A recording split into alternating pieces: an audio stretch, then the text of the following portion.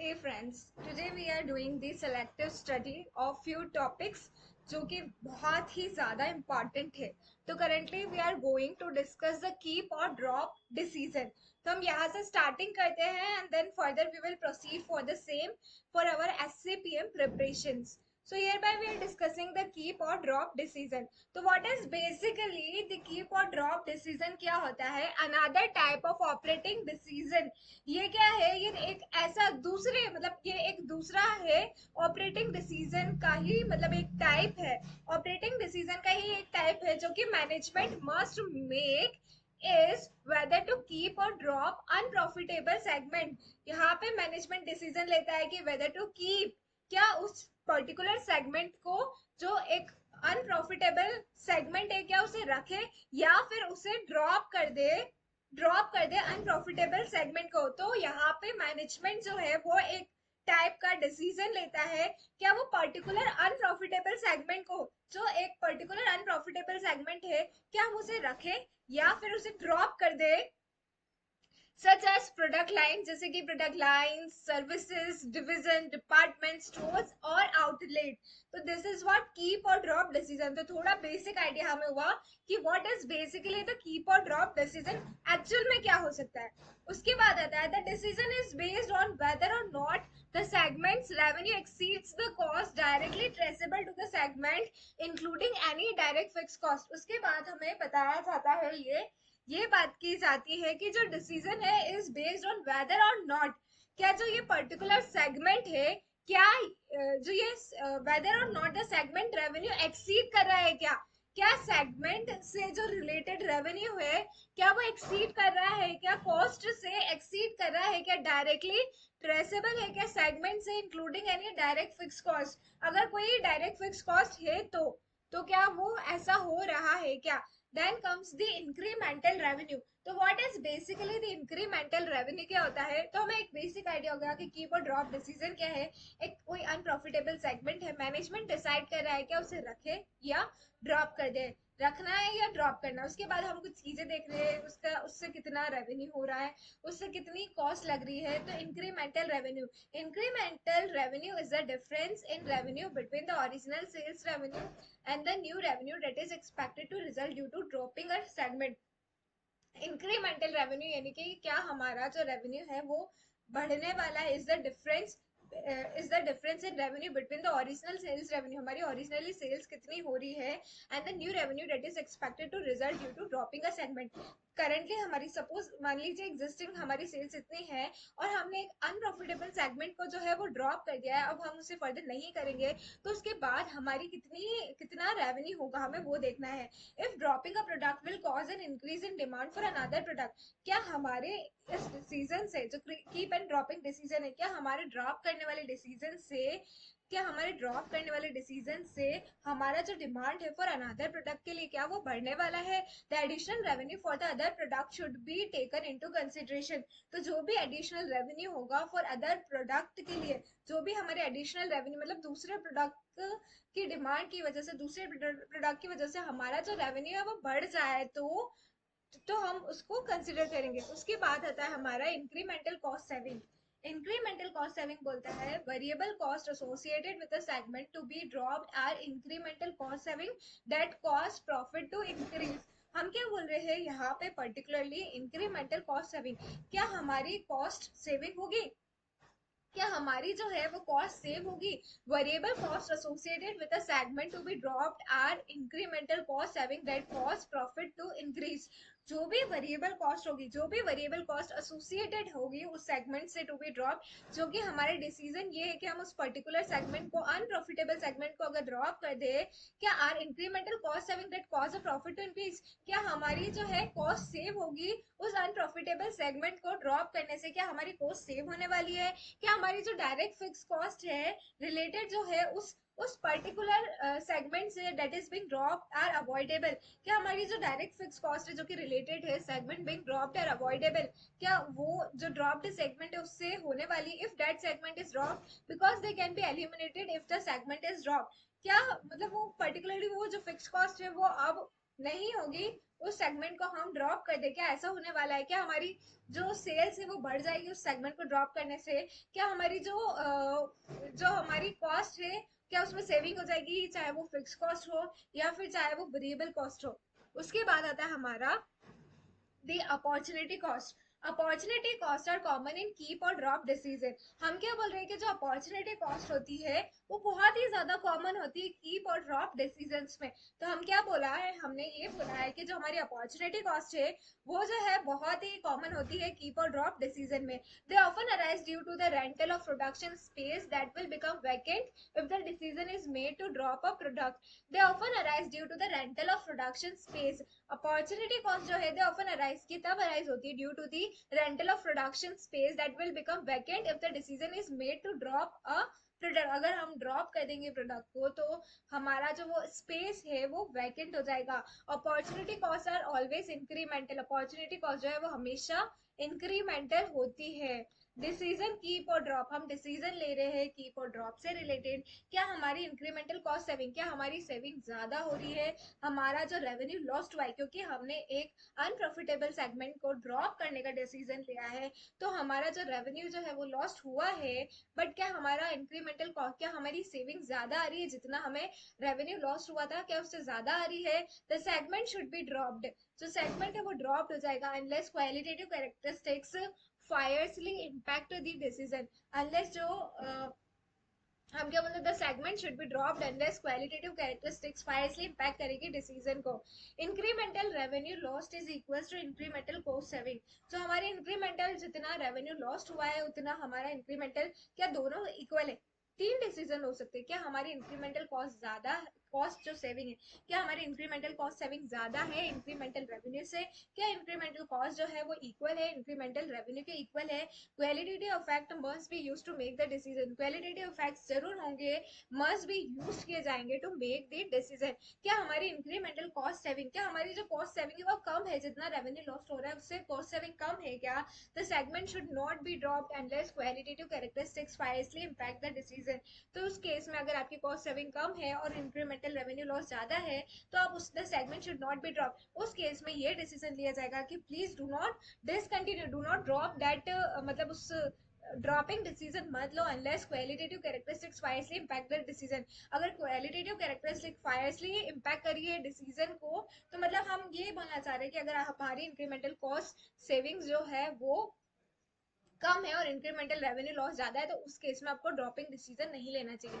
But incremental cost saving ज्यादा है और इंक्रीमेंटल रेवेन्यू लॉस है तो आपका जो सेगमेंट है उसको ड्रॉप कर दीजिए unless qualitative characteristics fiercely impact the decision. Unless जो आपकी क्वालिटेटिव कैरेक्टरिस्टिक्स है वो फायरसली इंपैक्ट करिए डिसीजन को। और वो फिर नीचे वाला हमने वापस क्वालिटेटिव में बात किया और अगर हमारा दोनों इक्वल है तो qualitative effect must be used to make the decision. तो आपको क्या करना है, मतलब फर्स्ट वाले केस में तो आप डिसीजन ले लो कि आपको क्या करना चाहिए, आपको ड्रॉप कर देना चाहिए।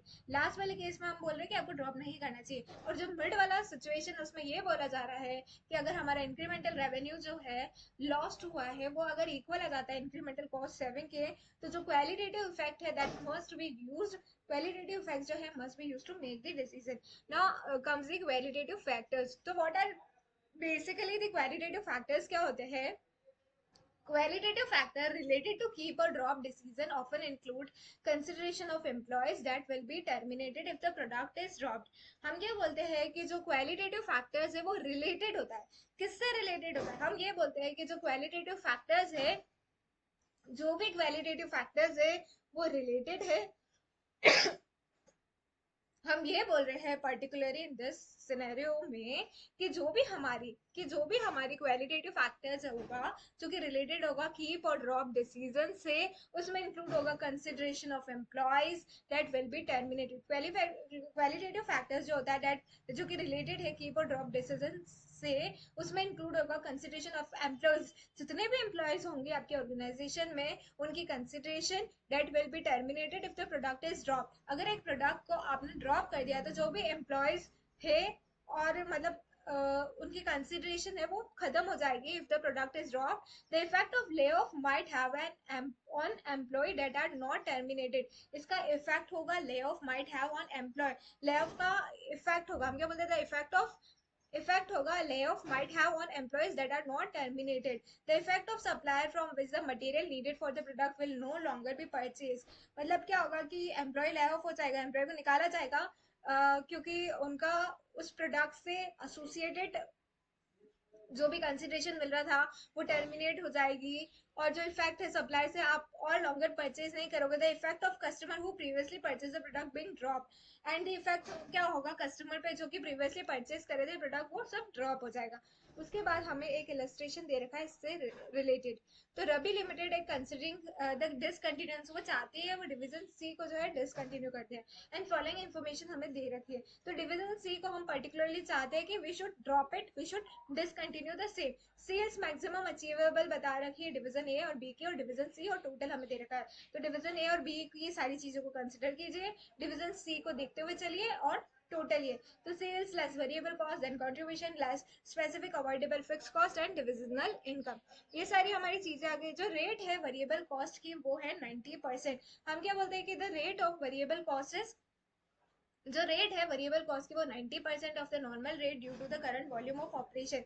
There is a adequate market demand भी है for any longer volume of operation the rate would go back to normal rate. For any lower volume of operation, अगर कोई भी लोअर वॉल्यूम ऑफ ऑपरेशन होता है तो the rate would go back to normal rates में चल जाएगी। मतलब currently the rate of variable cost 90% है, मतलब नॉर्मल रेट की आपको 90% ही देनी पड़ती है due to the current volume of operation and there is adequate market demand है। बट अगर आपने कोई लोअर, अगर आपने कम वॉल्यूम में परचेज किया तो रेट जो है वो नॉर्मल में चल जाएगी, मतलब currently it is 90%, otherwise it will be 100%। Facility is release by discontinuing division can not be used for any other purpose. जो भी आप फैसिलिटी रिलीज कर रहे हो by discontinuing division C can not be used for किसी और purpose के लिए नहीं होगा। तो comment on the decision to discontinue division C using the relevant cost approach. तो आपको डिसीजन लेना है क्या आप जो है डिवीजन सी को डिसकंटिन्यू करना चाह रहे हो या नहीं। तो as in the given problem, Ravi Limited is considering discontinuing division C. इस particular problem में क्या हो रहा है, as in the given problem, Ravi Limited जो है वो कंसिडर कर रहा है, वो ये बोल रहा है कि डिसकंटिन्यू कर ले सी को, perhaps by seeing division C income as loss, क्योंकि उसे लग रहा है कि डिवीजन सी के जो है लॉस इनकम है। तो लॉस इनकम डिवीजन सी के हमें कैसे पता चलिए, बिकॉज हमने डायरेक्टली क्वेश्चन से पिक कर दिया सेल्स लेस वेरिएबल कॉस्ट। तो क्या हमारा भी आंसर यही आ रहा है, लेट अस चेक। सबसे पहले हम देख लेते हैं 5,17,500 सेल्स माइनस वेरिएबल कॉस्ट,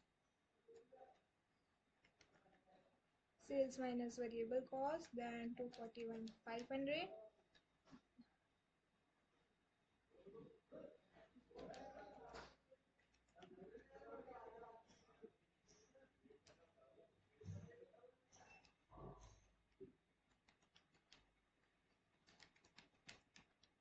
तो हमारा भी जो है नेगेटिव आ रहा है 172,500। तो नेगेटिव शायद उसने ये सोच के डिसीजन लिया कि जो ये कॉस्ट है वो नेगेटिव आ रही है, 172,500 जो है उसका लॉस आ रहा है, तो उसको हमने ऐसे सच डिसीजन ले लिया। Discontinuance of division C might save, हो सकता है कि जब हम इसको डिसकंटिन्यू करें तो जो हमारी ये जो फिक्स कॉस्ट लग रही थी 414,000 की, वो जो है वो सेव हो जाए on specific fix cost to the company. But due to this decision the company will not be able to, company will not only be losing, सिर्फ उसे 241,500 का ही लॉस नहीं हो रहा होगा, क्योंकि हमारा कंट्रीब्यूशन भी तो हो रहा है इससे 241,500 का from division, but also an additional burden of variable cost. But उसको वेरिएबल कॉस्ट जो है वो भी 2,30,000 लग जाएगी, वेरिएबल कॉस्ट जो है वो 2,30,000 लगेगी। इसका क्या मतलब हुआ कि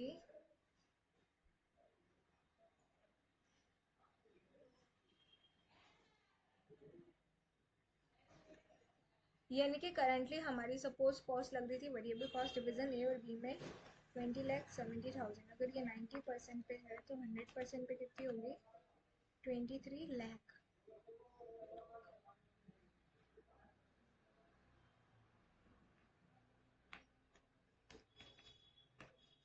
इसका मतलब ये जब हम इसमें अभी एक्चुअल में हमें एक तो कंट्रीब्यूशन लॉस होगा 241,500 का, तो हमारा कंट्रीब्यूशन लॉस क्या होगा 241,500 का, और हमारी जो है हमें सेविंग होगी 4,14,000 की सेविंग भी होगी, बट इसकी वजह से इसके अलावा हमें एक और कॉस्ट लगेगी। जब हम डिवीजन सी को डिसकंटिन्यू कर लेंगे तो उस केस में हमारी डिवीजन ए और बी में जो कि वेरिएबल कॉस्ट 90% लग रही है वो 100% पे चल जाएगी, यानी कि 20,70,000 लग रही है, वो 90% है, तो उसका 100% करेंगे तो 23 लाख होगी, और 23 लाख को जब हम 20,70 में से माइनस करेंगे तो 2,30,000 की हमारी वेरिएबल कॉस्ट भी बढ़ जाएगी।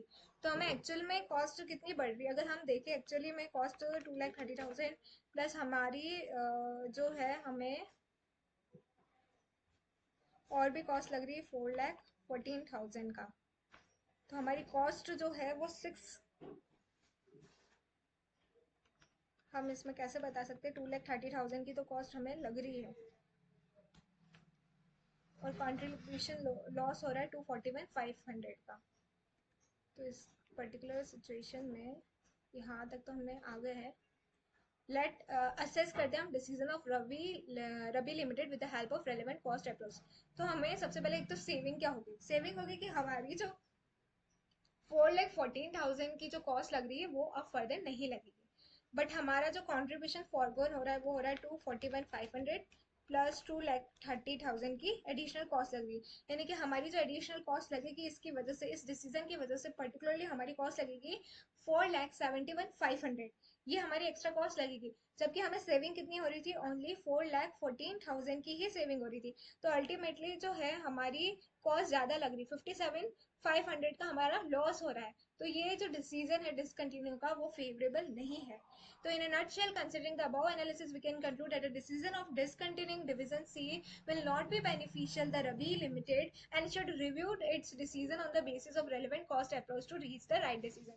तो हमें ये चीजें क्लियरली देखने को दिख रहा है कि जब हम डिसकंटिन्यू कर रहे हैं तो हमारी जो फिक्स कॉस्ट थी 4,41,000, जितनी भी जो फिक्स कॉस्ट थी 4,14,000 की, वो तो सेव हो जाएगी, बट उसकी वजह से हमारा कंट्रीब्यूशन लॉस हो रहा है, उसकी वजह से हमें एक्स्ट्रा 2,30,000 की, तो हमारी कॉस्ट जो है वो ज़्यादा है, जो हमारा सेविंग्स है वो कम है, तो ये डिसीजन सही नहीं। This is what keep or drop decision, so I think this one is हमें बहुत ज़्यादा इजी लगा है। अब हमें क्या करना है, आफ्टर रीडिंग दिस कंटेंट हमें आईसीआई के पीओएस पे जाके उसकी केस स्टडी को सॉल्व करना है, तो करेंटली वो यहाँ पॉसिबल नहीं है, वो हमें अपने खुद के लेवल पे ही करना पड़ेगा, but one thing is we need to do it, कैसे भी हमें ये वाला टॉपिक जो है हमने हमारी तरफ से पढ़ लिया है, बट द सेम इज हमें इसको जो है what we need to do is इसकी प्रैक्टिस करनी पड़ेगी। तो we have done and cover the topic that